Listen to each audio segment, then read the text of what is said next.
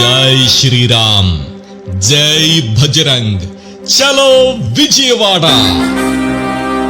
విశ్వ హిందూ పరిషత్ ఆంధ్రప్రదేశ్ శాఖ ఆధ్వర్యంలో 2025 జనవరి 5వ తేదీ మధ్యాహ్నం 12 గంటలకు గన్నవరం విమానాశ్రయం వద్ద కేసరపల్లి విజయవాడలో హైందవ శంఖారావం పేరుతో భారీ బహిరంగ సభను ఏర్పాటు చేయడమైనది.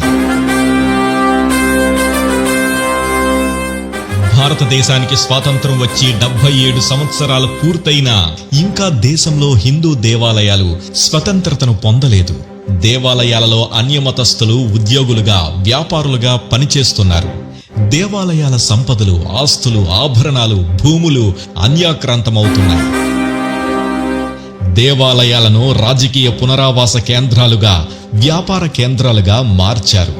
దేవాలయాలు, హిందూ సమాజం నిరంతరం దాడులకు గురవుతున్నాయి. దేవాలయాల ఆదాయాలను హిందూ ధర్మ ప్రచారానికి వినియోగించకుండా పాలనా కార్యాలకు వెచ్చేస్తున్నారు.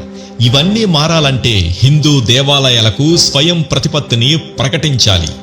ఇది జాతీయ స్థాయి సమస్య.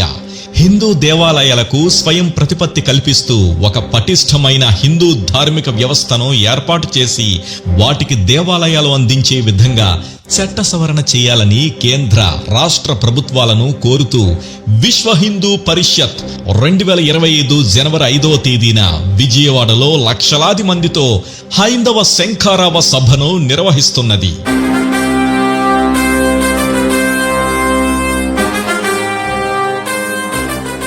ఈ కార్యక్రమంలో ప్రతి ఒక్క హిందూ బంధువు పాల్గొనాలని ఆహ్వానిస్తున్నాం.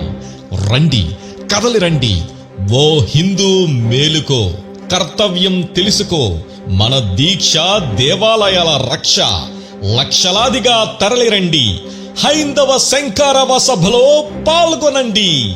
చలో విజయవాడ.